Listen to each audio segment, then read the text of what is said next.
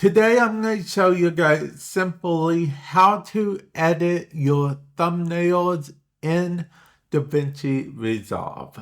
Okay, now what you're seeing on screen right now is a thumbnail for a video I did on how to use keyframes on the color page. Feel free to check that out if you wish, but this is how we're going to do this. First of all, drag your image in. You can import it in if you want. Go to File and then click on Import Media, all that stuff. But you can drag and drop it as well. And then once you drop it, you can make it whatever length you want. It really doesn't matter for the purpose of this. It does not matter at all. And then we want to go to Open FX Effect. Or we could go to Effects and play around, but I'm going to skip straight to Open FX Effects. We could alternatively also, like if we wanted to add some font, we could literally just add some font, and then whatever font we want to add, we would just place it, and then bada bing, bada boom, it's there. Actually, let's add some font. I feel like that would be pretty nice for this, right? Let's call it thumbnail. Yep, that will be the font we added. We could go ahead, make this bold, make it a lot bigger. Yeah. And then we could change it to all caps. And then so it sticks out a little bit, we could put this here, and then of course we can bring it down like over here if we wish. We can even put it up there if we want, but let's actually bring this down here, and then we have that if we want. Furthermore, we can actually use other effects. Like if we make this into a compound clip, yes, I know we're going kind of crazy with this. We can search in the effects. If you don't have effects here, just click on effects. We're going to search in the effects for drop. Okay.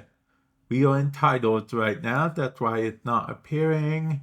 We will just go down to open effects, and there's a drop shadow. We double click on it so we can actually see that the thumbnail got a drop shadow, which is fine and dandy. We could just keep this the way we wanted, and then it would be just perfect. Honestly, it's I'll move it down a little bit. Now it's kind of perfect the way we want. But we aren't finished yet. No, we are not finished. We still have a few things that we want to do, okay?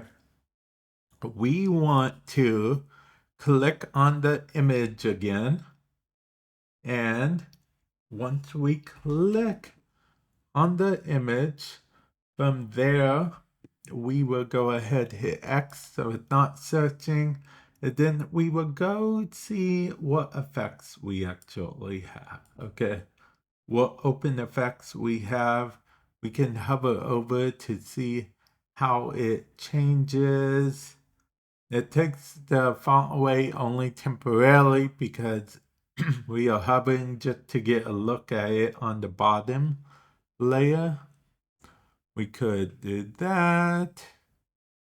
Honestly, I kind of like this so far because it kind of transforms the whole image of sorts. It kind of, but yeah, I think we're going to add it. We double clicked, we added it. just like that. But we can also add more stuff. But I think for the sake of this, what I'm going to actually do is come all the way down here and play around with some of these effects. Like, let's add abstract, okay? Yeah, why not? We're just going all crazy with this. Now, I'm not saying you should go crazy with every single thumbnail, but just to give you an idea of stuff you can do playing around with it. We are going to, yeah, I think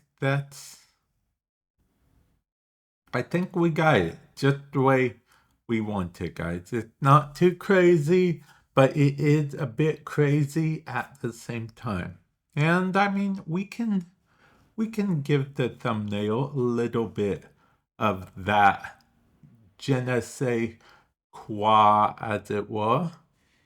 You know, make it seem like it's part of the thing as well. Since it is white font, we don't have to necessarily do everything with the thumbnail that we did with the image, but it's something we could have done before. But I'm happy with this.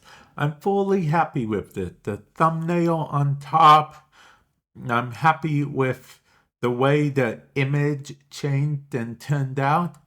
And now what we want to do is we want to go over to File, okay? And then go to Export. Current frame as still is what you want. You will click on it. It will ask you where you want to save it. Then you save it there. And you're about done. Now I said about because there is one more step we have to do. I'm in Photoshop right now, but really any kind of photo editor should be fine for this. In fact, you don't even need a photo editor. Technically, you can just go online and what you want to do is make your image smaller. As in, make the file size smaller. If it's a thumbnail for like a YouTube video, because the file size will be a lot bigger than you'd think, and in some cases too big for YouTube. But this is how we're going to fix it. I just imported my thumbnail image. Now it's worth noting that you can just hit new and then have a new canvas for it entirely. But this is what I did. And I imported it just like this. And how we're going to make it a smaller file size is we're going to go to File, we're going to go to Export, and then we're going to hit Save for Web Legacy. Once we click that, you will see it gives us an optimized of just 568.7 K from a total of 5.8 something megabytes it was, I believe. So this makes it so we can actually upload it just fine. And then we would hit save, pick a location, and then it's saved. Then you just upload it to YouTube and whatnot. This is actually going to be the thumbnail for this video. And with that said, I will catch you guys in the future. Later.